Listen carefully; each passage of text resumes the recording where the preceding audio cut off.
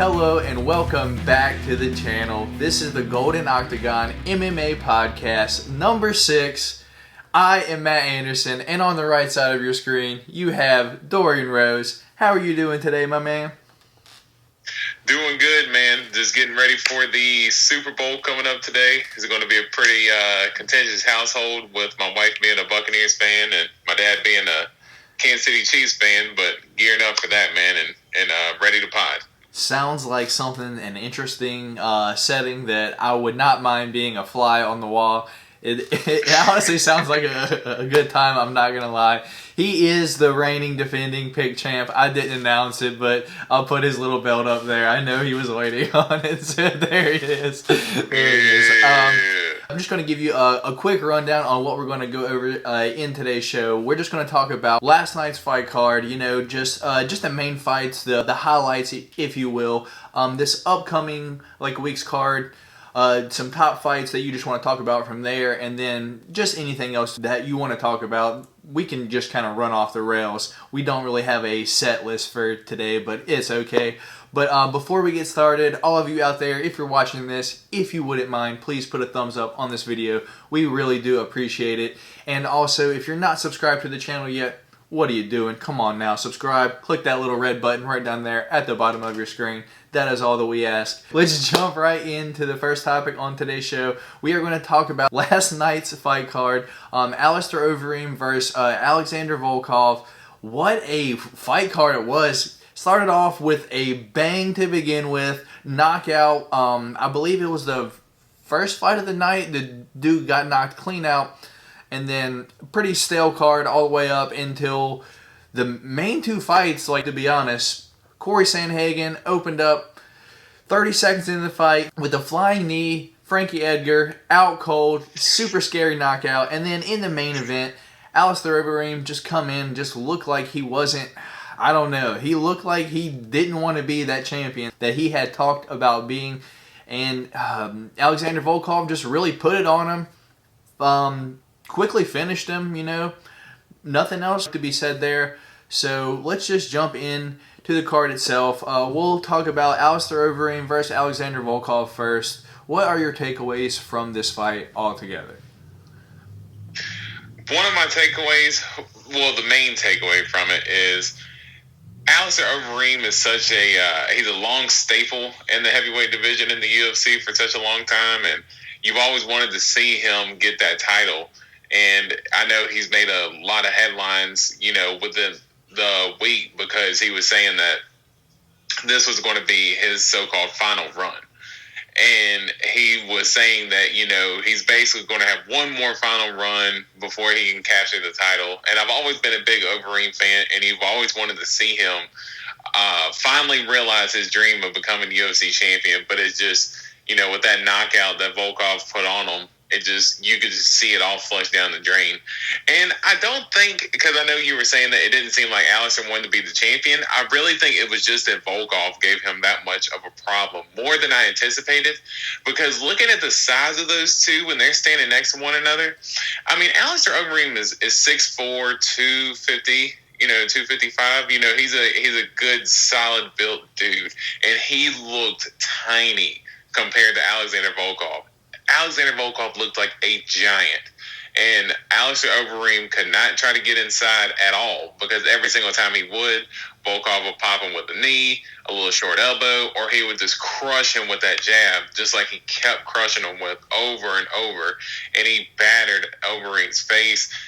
Felt really bad for Overeem there because you can see that he was trying to go for the takedown, trying to get him in the clinch, but Volkov is just a giant. And it kind of makes you put more praise towards Curtis Blaydes because Curtis Blaydes took him down very easily and held him down the whole fight. And whenever Overeem tried to get inside, he definitely made Overeem pay. And Volkov put on a hell of a performance to put him away like that, and really didn't, besides a few shots, he didn't really take too much damage. Overeem was very hesitant because he didn't want to stay in kicking range with Volkov because he was getting picked apart. And then if he got inside, he was getting picked apart with the short shots too. So really just all well around great performance by Alexander Volkov.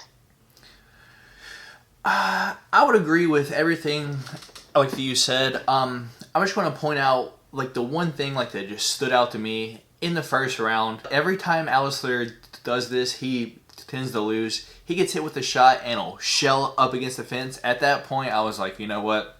He's done. He's not winning this fight. And then for the remainder of the fight, it was just kind of like, when is he going to get knocked out? Because it was almost, I don't want to say looking for like a way out, but it kind of felt that way. Like, you know, it's like, come on, ref. Come on, Jason Herzog. He's looking for a way out. Just go ahead and stop it. Like, that's what it felt like. I was just like, man, I love seeing Alistair fight, but I just think that his prime is way gone. It's not even close to coming back. He is not one of these Andrei Arlovsky, like, that can just come back in and somehow make 3-4 waves. I do believe that Alistair Overeem, there's no chance at him winning the UFC title, especially with Francis, dude. Could you imagine Francis hitting him again? Like, I just... No way, dude. I love Alistair, but I do believe his time is up. I'll still watch him fight, but that being said, man, I just kind of felt bad for him, just like you. Yeah, it made you feel really bad for him because, I mean, he's been the, Ubereem and the Demolition Man and the Reem, and, he's had a couple different phases himself. And, I think kind of the difference between, I know you just alluded to Arlovsky kind of having success later in his career, but I think the difference is Alistair's actually fighting the top 5, top 7 guys in the division damn near every time he steps in the octagon. And whenever he gets a guy that's not at that level, like an Augusta Sakai or Alexio Olenek and guys like that, he puts them away. And he's actually been on a good run besides the Jairzinho Rosenstrike fight, which he was winning all of except for 10 seconds. He's looked very good here lately. And you were kind of wondering going into the fight if Alistair Overeem could put away Alexander Volkov. Could he maybe jump Curtis Blades as being next in line after the Francis and Stipe fight, which of course John Jones is going to get his opportunity, but Alistair Overeem could have maybe been one fight away from getting a championship fight, but seeing him get put away in the way he did, my heart really went out for him, just being a long-time staple in the game. But it was just a all-around well performance by Volkov, man. He just put it on him, and just seeing how battered his face was. And I know that when the stoppage came, I know you kind of said that you thought it was an early stoppage, but to see Overeem just completely crumple and then just crawling, it looked like, as you kind of alluded to when you were just saying that he kind of wanted a way out, I think he knew it was over then. And once he started crawling away, that's when it became a good stoppage right there. Yeah, like, it was early, but like the ref knew, like, this dude's done. Like, I almost feel like everyone felt it. Like, there was no complaints from anyone about it being like an early stoppage, even though if it would have been any other fight, like, the fighter would have complained, no, I'm good. There was no complaint like from Alistair at all. He was done. I love seeing Alistair fight. As I said, our hearts go out to him, but man, it's just tough seeing this one. I really thought that he was going to go in early for the takedown, but he didn't start trying it until it was already too late, where his face was already beat up like that. He just looked hesitant.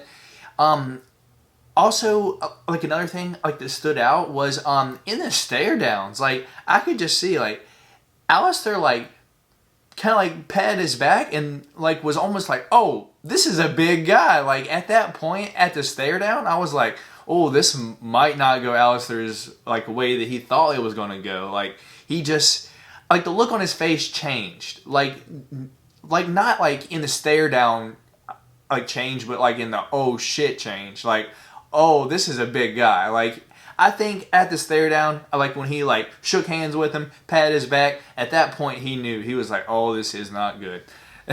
That's what I took away from the stare down. I did not make a post weigh-in bet preview. I should have, but I didn't. So up next, the highlight of the night, really, Corey Sandhagen versus Frankie Edgar. And man, the fight only lasted 28 seconds.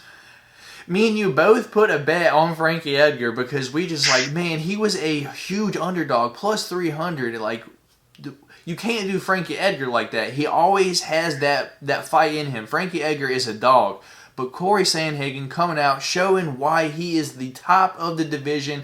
28 seconds, threw a flying knee. One of the scariest knockouts I've really ever seen. Definitely in the contenders of knockouts of the year already. The top leader, I guess everyone would say. A flying knee, 28 seconds into the fight. Hit Frankie Edgar square on the chin, turned his head completely sideways. He was out for what felt like, I don't know, 20 minutes. I have no clue. My heart really went out like for Frankie Edgar. Corey Sandhagen's heart kind of went out like for Frankie Edgar. Like he said it in the post-fight, no one likes doing that to Frankie Edgar, Give me your thoughts on this fight, Dorian. Man, what a spectacular performance from Corey Sandhagen. Just to be able to, like in an instant, be able to pull off that flying knee. Like it wasn't, premeditated. He didn't kind of, pull his leg back. Because, sometimes you can see fighters when they're setting up like a spinning attack or just something of that sort that's kind of wild. You can see there's a setup to it. There was no setup to that knee at all. Frankie was just doing his Frankie thing, going in, getting in range, getting a boxing range, trying to get his hands on him. So that way it looked like he was going to eventually shoot in for a takedown. And he was dipping his head as he was coming in for a punch. And as soon as he dipped his head, it was like Sandhagen knew he was going to dip his head coming in and then just came up with that flying knee.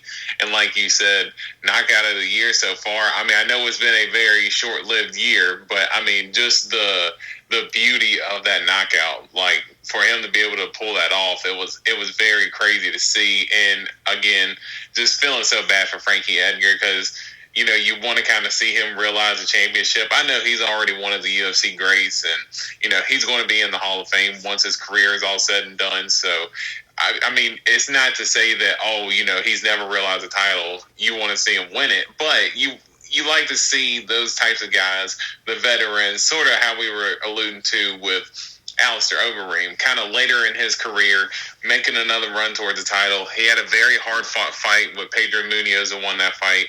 And who knows, with his name value, had he won that fight last night, he might have been one fight away, or if not, maybe in the title fight, just because he would have beaten two of the top contenders within the weight division. But overall, just for Corey Sandhagen to do that, I mean, at this point, I know I already said that, TJ might be fighting for the title and he's going to win the title. I think with that performance, how can you doubt Corey Sandhagen at this point to fight for the title next after Aljo and Peter Yan fight? I mean, I don't see how you can question that. Just the performances that he's been able to put on, for him to put away Marlon in the way he did, and then for him to put away Frankie Edgar in the way that he did. And I know that Ortega had knocked him out before, but before that, Frankie Edgar had been hurt, but he had never been finished before. And for Corey Sandhagen to do that to a legend like that, and then for him to put away Marlon in the way he did, just putting away these dudes now. The only stumble that he really had was against Aljo. But I think he's put on spectacular enough performances now to where even if Aljo is to win, Corey Sandhagen is going to be the one fighting for the title next. It doesn't matter. He's the undoubted number one contender in that division right now, outside of the title fight that's scheduled now between Yan and Sterling.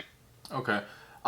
Definitely a great performance. I'm actually glad that you brought up TJ because I'm glad that Sandhagen called out the title winner instead of, I guess, calling out TJ because as good as Sandhagen is, he's really nice. Like, he allows people to get a shot over him. Like, he could have probably stole the title shot from Aljo over that win over Marlon, but he put it out there that he wanted to wait for it. I almost felt like he was set up to take the title shot, but he stepped back and let Aljo and Yan fight for the belt, which should be the fight that should happen. So I do want to point out some differences in the Jorge versus Ben knee and then the Corey Sandhagen versus Frankie Edgar knee. I just want to say, this is probably not a statement like a lot of people would agree with, but I would say this is honestly like a more impressive knee than the Jorge knee over Ben Askren, simply because you know what Ben Askren was going to do. He's going to run in and try to take you down. Jorge knows that. He's been like training with him for a while, like, you know. This, on the other hand, was something completely random, and to do it to Frankie Edgar, and like, he didn't know that he was going to shoot in at that exact moment. No one did. But like when the Ben Askren side, you knew exactly what he was going to do. Give me your thoughts. Is this more impressive than the Jorge knee over Ben Askren? Yeah. Well, I think the reason why the Masvidal and Askren one was so big because the build up to the fight was because, you know, Ben was talking a lot of smack, Jorge was talking a lot of smack.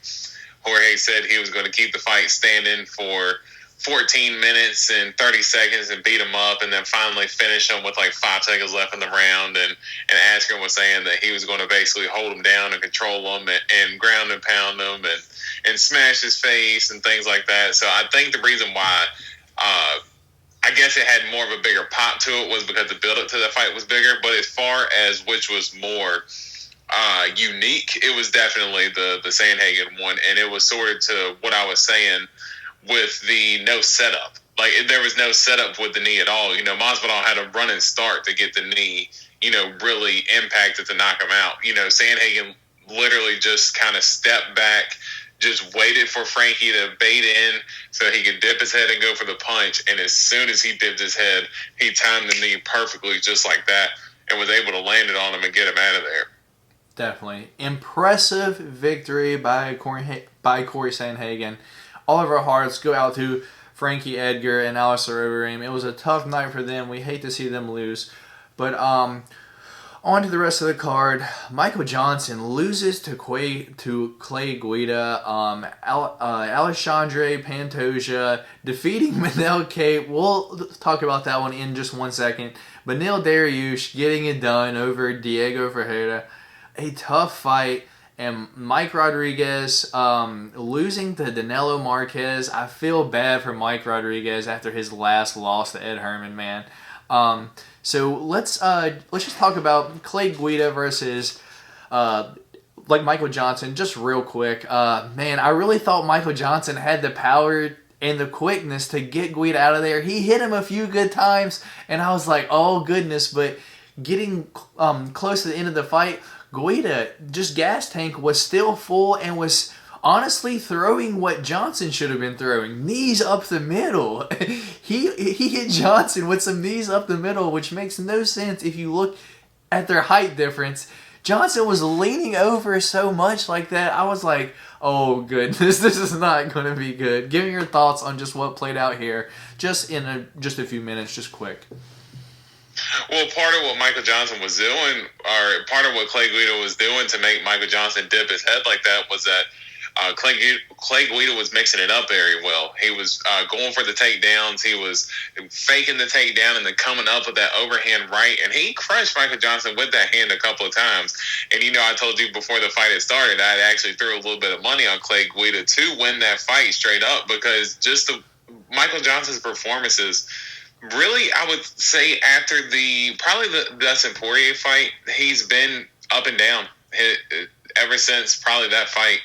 His hands are arguably the fastest in the UFC. When he's swinging and he's on, like, dude, he can put anybody away. Like, the way that he was throwing the combos against Justin Gaethje, you know, slipping out, his hands are so quick. You know, he'll throw a couple punches and then step back, wait for you to throw the punch, and he'll counter you, you know, basically right before you've even thrown the punch. That's how quick his hands are. But he just has a lot of up and down performances, as if like he's almost not motivated to go out there and put on a performance to his full capability. So I know Clay Guida, he typically brings a fire every time he fights. Win or lose, he's always in there. He's fired up and he's ready to go.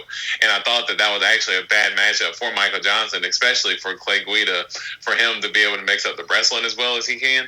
And I thought it was a really good performance overall for him to be 39 years old and still looking spry like that. Like, he can probably fight, I'm not going to say top 10, top 15 guys, but you can match him up against some up-and-comers. And if the up-and-comers end up beating him, then it's not gonna be one of those, oh, you beat an old can, because Clay Guida's actually been looking pretty good here lately. Definitely. Shout out to Clay Guida and shout out to all the folks over at Team Alpha Male. Moving down the card, Alexandre Pantoja versus Manel Kape. This is Manel Kape, or Manel Kape, however you want to say it. His debut in the UFC, and I don't know if he was mistaken by the rules, but he was blocking a lot of shots, but at the same time, he wasn't throwing back. So he didn't get hit clean a whole lot of times, but he was getting hit as where he wasn't throwing anything back. And I think for some reason he thought that he was winning the rounds because of that.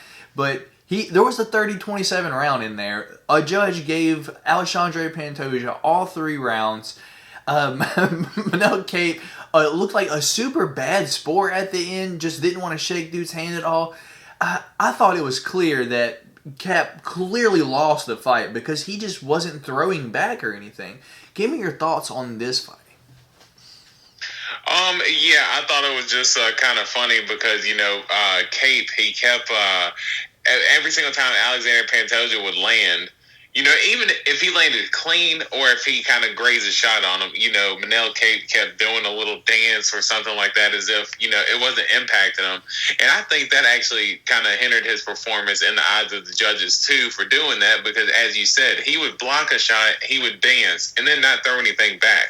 So it's like, if you're going to be sitting here dancing after you pretty much eat a couple of shots, like, cool, okay, we understand you have a chin. Now do something about it. Are you going to actually, hit him back enough or what? And I think that 30-27, I mean, I'm not going to argue with it too much. I thought really the only round that Kape really had a chance to win was probably the 3rd round. And I think that the striking numbers in the first 2 rounds were in favor of Pantoja, and he was landing the bigger shots. So I think overall that Pantoja probably did win that fight 30-27 in my eyes.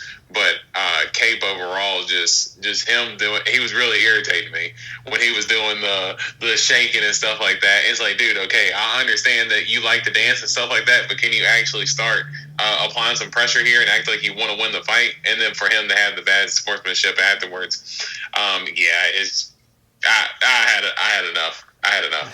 Shout out Alexandre Pantoja. So moving down the fight card once again, Beneil Dariush getting it done over Diego Ferreira. This was one of the fights it opened up the card for me. I was like, oh, this is a good fight. I messaged you like right when this fight started, and I was like, please tell me like you're watching the fights, and you're like, yeah, I just started. I was like, okay, cool, because the first round of this was so back and forth. I was like, this is a good fight. I'm glad this is happening. Beneil Dariush showing that he is still a top contender. Diego Ferreira, on the other hand, showing that he has fight in him as well, and just showing overall that the UFC 155 division as a whole is probably the best division in the UFC, and I don't think anyone can make many arguments aside from that. Give me your thoughts on Beneil Dariush versus Diego Ferreira.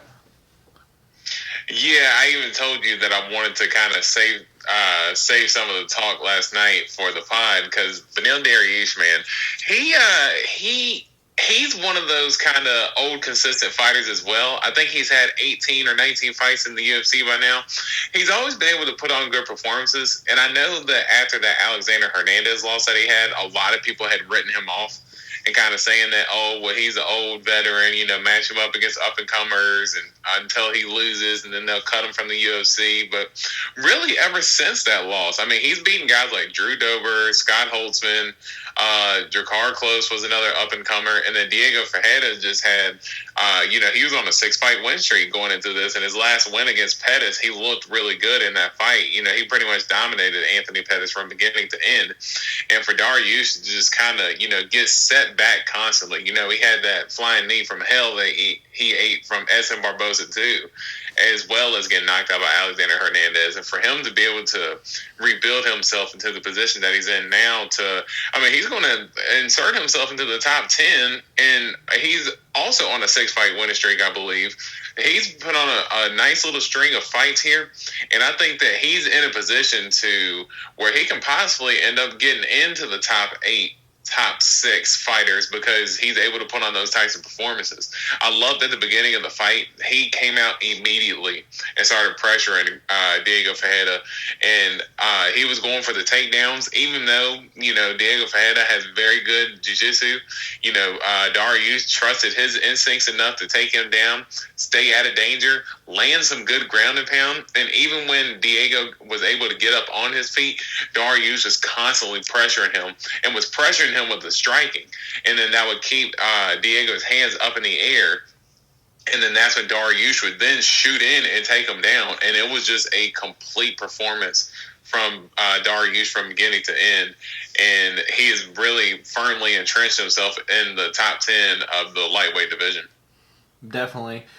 Beneil Dariush, one thing stood out to me about him, it was his confidence, and I think he was just carrying that from their last fight from 2014. Beneil Dariush already held one victory over Ferreira, and he just knew that his jiu-jitsu was superior, and I don't think that he feared Ferreira at all, but that was his mistake because he did get cracked just a couple times. Both men, both black belts on the ground. Beneil Dariush's hands have increased dramatically over his few years in the UFC. Ferreira, on the other hand, definitely showed he had hands as well. You look like you want to say something. Go ahead. Yeah, I wanted to get your opinion because I wanted to see what you thought about it being a split decision. That Dariush got the split decision win. What the hell are those judges thinking? I don't know what was up with the judges there. I thought it was pretty clear, for Dariush, but I guess at the same time, I would say that the first round could have gone either way, simply because they were both cracking each other hard. Second round was definitely for Dariush, hands down. I don't know how they seen the third round, but I don't know. I saw it for Dariush all 3 rounds, but that's just me. I did too. Okay. I did too. So yeah, when I heard it was a split decision, that my eyebrows raised when I heard one of the judges got it 29-28 for Ferreira. I was like, what? They're really going to try to pull a screw job on Dariush like this? But I'm glad he was, even though it was a split decision, I'm glad he was rightfully rewarded being the winner. Definitely. And the actual starter off of the main card, Mike Rodriguez versus Danilo Marques. I feel bad for Mike Rodriguez after coming off his loss to Ed Herman, after he had already knocked out Ed Herman earlier in the fight, and then Chris Tognoni restarted the fight. I'll get back to Chris Tognoni in just 1 second. But Mike Rodriguez just didn't have what it took to get done. Danilo Marques, I believe got a choke on him. Get this right. Yeah. Got a choke on him. Yeah, got a choke on him. I just felt bad. One thing I think that stood out was Mike Rodriguez's reach over Danilo Marques. His arms seemed to be so long, and he was able to hit him, but once Danilo Marques got in on him, he was able to take him down over and over and over, and Mike Rodriguez just had, I don't want to say no wrestling defense, but it just wasn't up to par with the takedowns like the Marquez has, and his jiu-jitsu was definitely superior to Mike Rodriguez. Give me your thoughts on this fight. Yeah, so of course I told you I didn't get to start the card until the Dariush and Ferreira fight, but I was able to go back and watch this one, and One thing about Mike Rodriguez, he's very explosive when it comes to his striking. It seems like the UFC always kind of matches him up with these types of fights. Like that, he's a big favorite in that he probably should, because with his talent and his striking, that he should be able to win. It just seems like he's never able to get his wrestling defense or his takedown defense actually secured.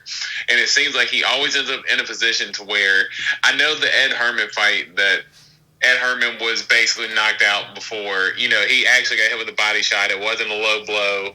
The ref screwed it up. That is true. But Mike Rodriguez also could have still won the fight, and he ended up making another mistake and ended up getting submitted again. And it seems like Mike Rodriguez constantly gets put in these positions to where he should be able to put these guys away, and he constantly ends up coming up on the short end of the stick. Definitely. I feel for Mike Rodriguez.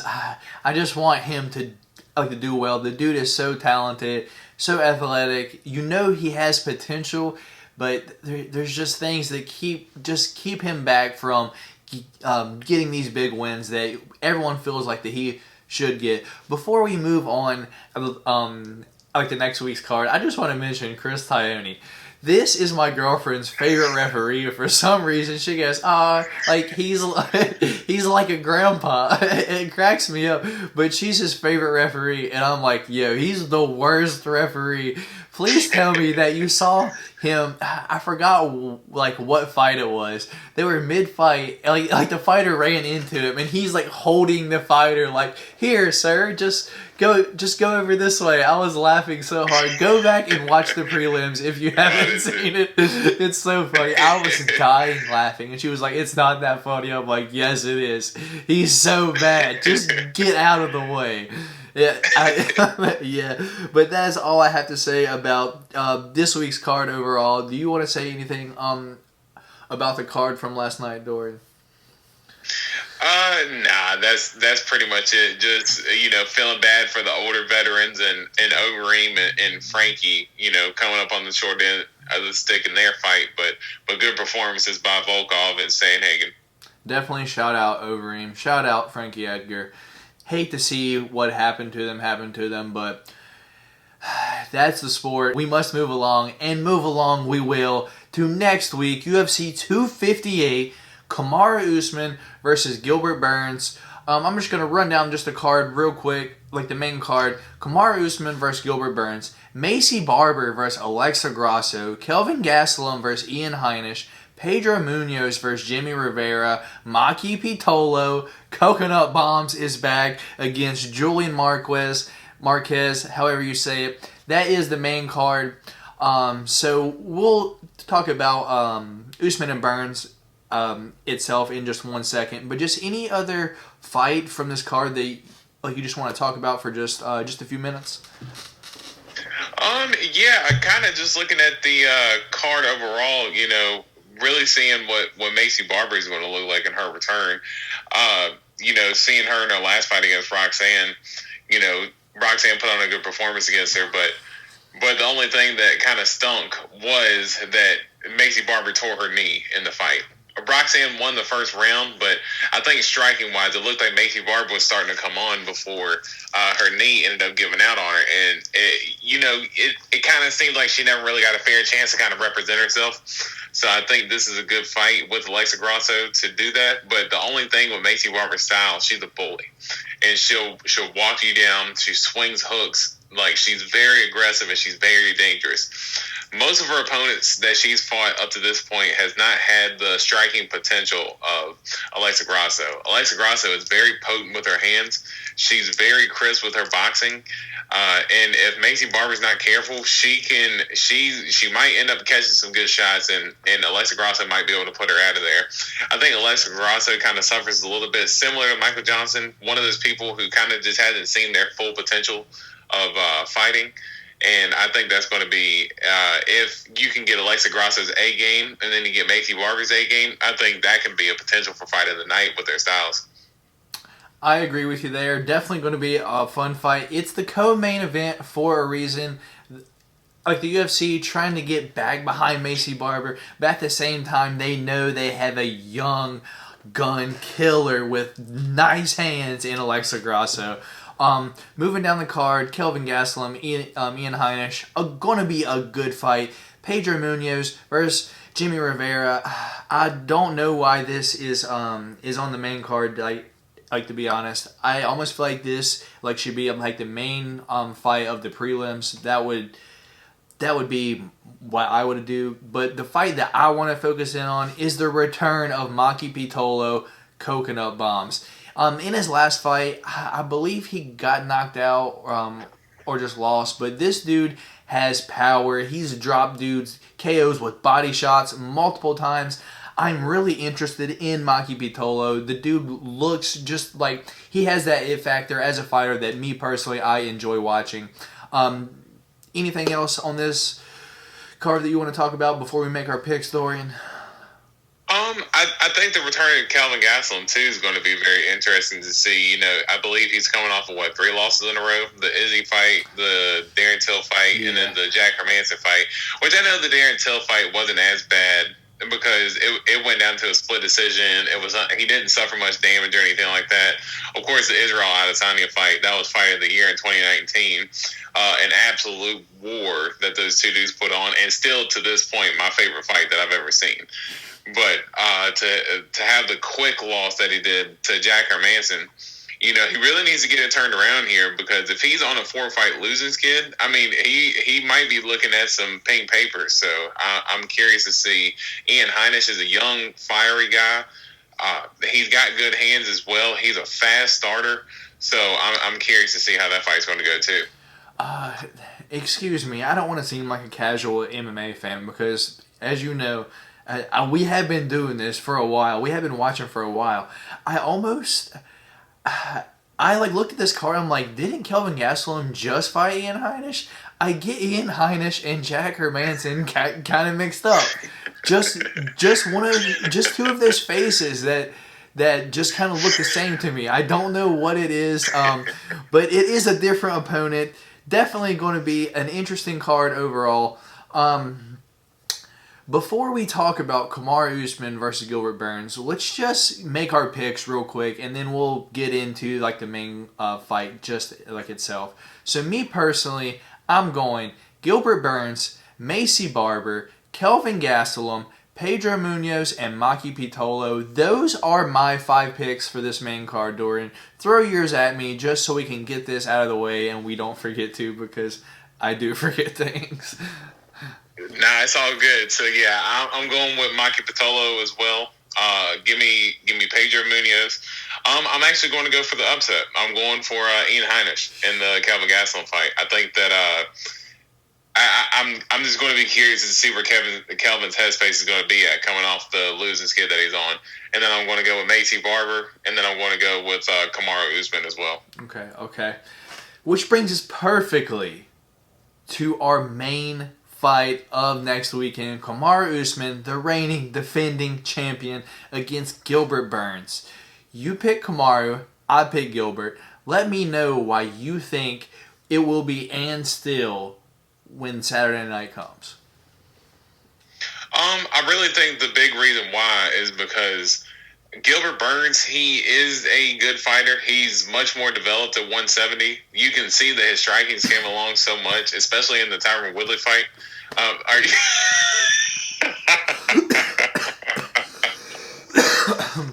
I just inhaled my Starbucks, so that was fantastic. I had to leave that in there. I just looked over and see you dying. Oh man, I'm dying. I feel it. It's in my throat. Oh man. You think you're gonna drink more? I have to at least try to clear my throat. All right. Okay, but Kamaru Usman, I think Usman's going to win because he's going to be able to choke Gilbert Burns. No, I'm kidding. I think that he's going to be able to. I think that Gilbert Burns has developed a lot since he's been at the 170. His striking is very dangerous now. You know, his boxing is really good. He throws good kicks and good elbows. He sliced up Tyron Woodley pretty good in their last fight. And honestly, I think as far as Tyron's skid that he's been on right now, the losses to Usman, Burns, in Covington. I think Gilbert Burns put it on Woodley the most out of anybody. I think the only thing is Kamaru Usman is a dog. He can absolutely stand in there. He can take big shots. He can deliver big shots. I think when it comes to the power striking, I think Usman has the advantage. I think one thing that Gilbert Burns will be able to have over Usman is the speed advantage, but I think that Usman is very good at controlling range. I went back and I watched the Covington fight with Usman again this morning, and that's still very underrated as far as how great of a fight that was. But Usman there at the end, you can just see Colby was starting to wear those shots because Usman was hitting him with some power shots. He was crushing him with that teep kick to the body and those right hands over the top. I mean, one thing about Usman, his punches do not loop. His punches come straight down the barrel, and he's trying to take your head off with each one he lands. I think Gilbert Burns has been susceptible to eating big shots before. You know, he kind of gets a little reckless, and he doesn't mind getting into a brawl. Usman doesn't want to get into a brawl. He's capable of doing it, but Usman's better at hitting you and not getting hit. I think that if it gets to the wrestling, I know Gilbert Burns is very quick to throw up a submission.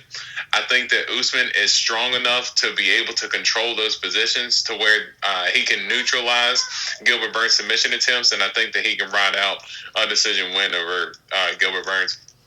Okay, so you're going Kamaru Usman by decision over Gilbert Burns, which leads me perfectly to talk about why I think you are so incorrect. Look back at the Damian Maia fight. If Kamaru Usman had the power to knock out anyone, it would have been Damian Maia, right? I just feel like that's just one fight like that we can just look at. Well, I mean, I think really he knocked him down a couple times in that fight. His big thing was that he didn't want to get into Damian Maia's guard. So he was playing the fight smart. He wasn't. He bit off some of Woodley's game plan.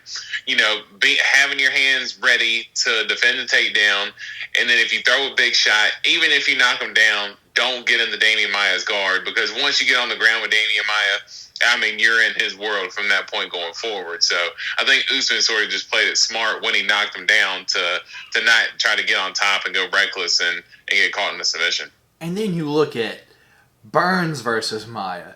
The shot that Gilbert Burns hit Damian Maia with, Maia flew back and hit the ground. The ref didn't even stop it. And then he came over and hit him with a Rolo right on his head multiple times.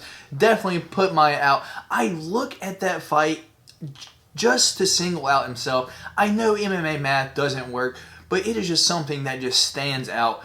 Gilbert Burns has that killer instinct that I don't think Usman has. I really don't. Usman is like more of a, I'm going to beat you round 5 if I want to beat you. Like, he almost like doesn't try to beat you any of the other rounds. As where Burns is always looking for that finish. And the main key factor that I wanted to point out, we've kind of talked about this before, the champion left the gym to train elsewhere on his hands. That being said, to me that says one thing. My hands can't compete with X guy that is currently at my gym, and if they could, then he would be leaving to go get better training elsewhere on what he needed. But no, the champion left to go get better training on his hands.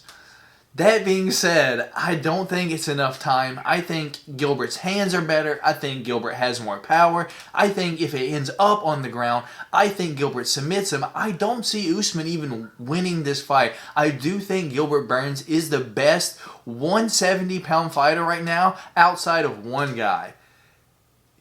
And he comes from Chechnya, and his name is Khamzat Chimaev. I do think Gilbert Burns gets it done over Kamaru Usman, and that is my reasoning. And I hope that you can kind of see my reasoning, because it's not like for no reason. Like, there's psychological games that go on, and when you're the champion and you leave your own gym to get better training elsewhere, why would you do that if you can beat the guy that you're currently training with?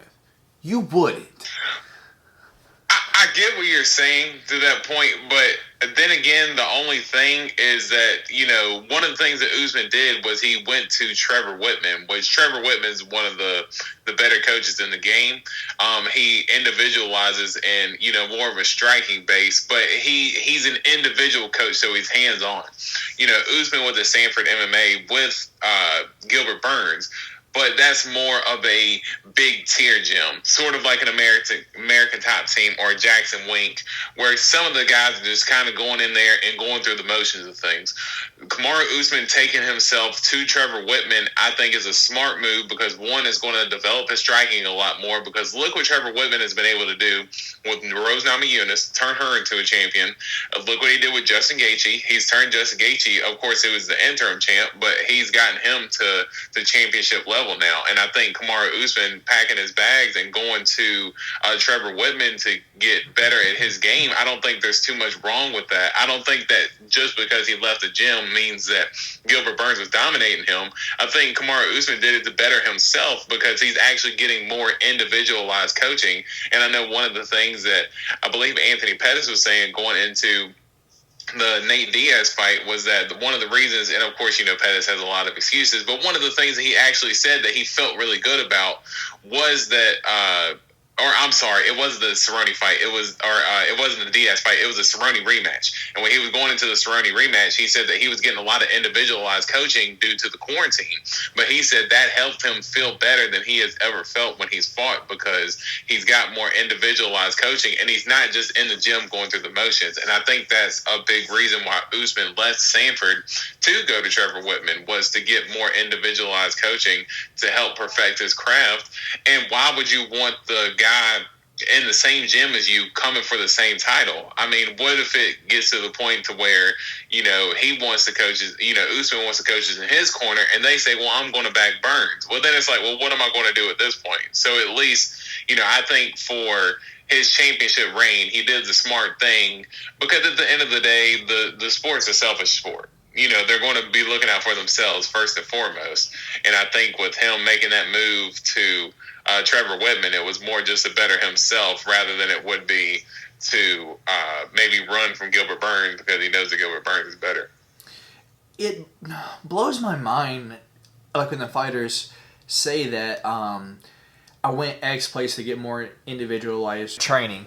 Every gym that I've been into, there's a schedule that if you have X fight, you train with X people that are also getting ready like for a fight as well. So I guess I just don't understand to that point when you're a professional fighter. I've been to a fight gym, I've trained, I've done all that, but so I guess I just don't understand to the point when you're a pro fighter, like the individual training you would need. So I see where you're coming from, like when you saying that, but altogether, I believe it's going to be a great fight. I just believe that Burns gets it done.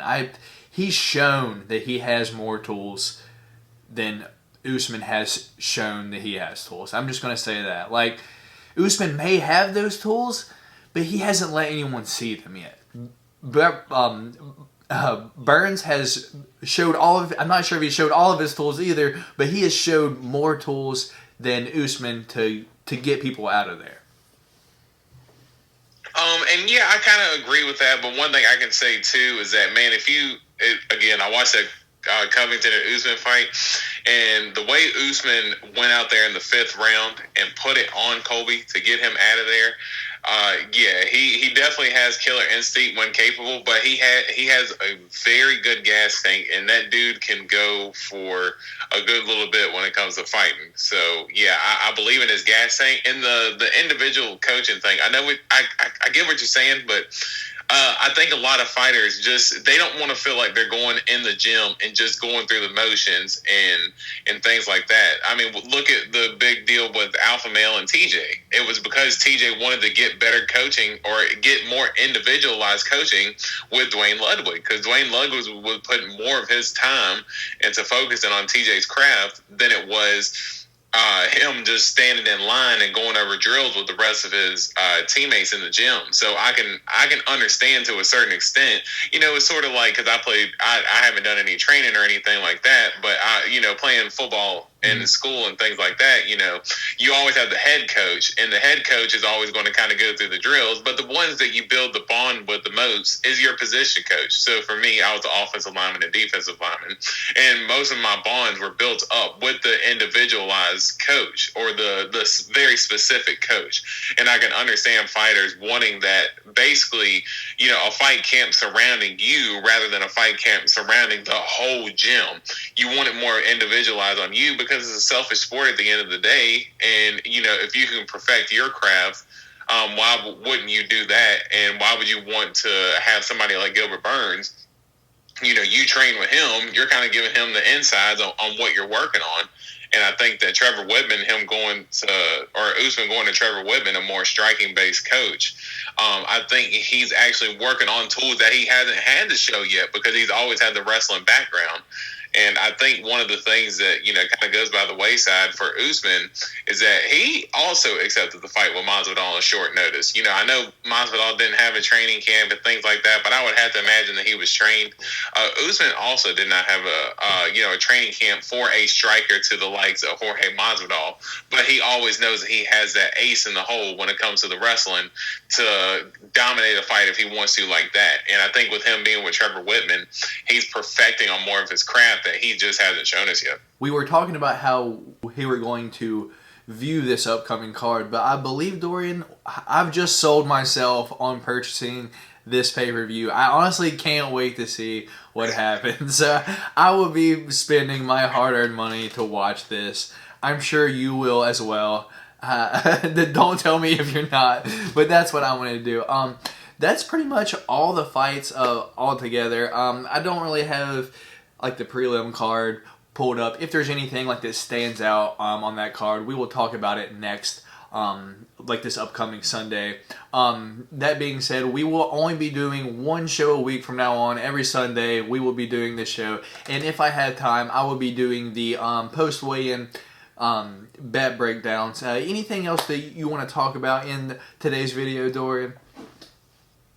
No, I think we pretty much, got to what we wanted to get to, the main highlights from last night and previewing the upcoming weekend. And I think that main event this weekend, it's definitely going to be a good fight. It's going to be a fight that's going to deliver for sure. Definitely. Like a fun last night of cards, a interesting week of upcoming cards. I can't wait for this title fight. Is one that I've actually super looking forward to. The Super Bowl is tonight. I hope you have a fun time with your family, Dorian, and all of that. I will probably be watching as well. I have some crazy bets, like the DraftKings, like, I don't know, like it was like some kind of like a no-brainer bet. Like I could bet $25 to win $50 if like either team scored like a touchdown. I was like, oh, I'm definitely taking that. So I will be watching like the Super Bowl just to see what happens. I always laugh at the commercials. Like the funniest one of all time was the Doritos ones. Those crack me up. I love the Doritos commercials. Doritos always delivers. Yeah, I hope all of you out there are having a great week. You enjoyed the fights. You're going to enjoy the fights upcoming week. Before we get out of here, remember, if you guys haven't yet, please put a thumbs up on this video and subscribe to the channel if you're not. But that's all that we have for this time. Stay golden.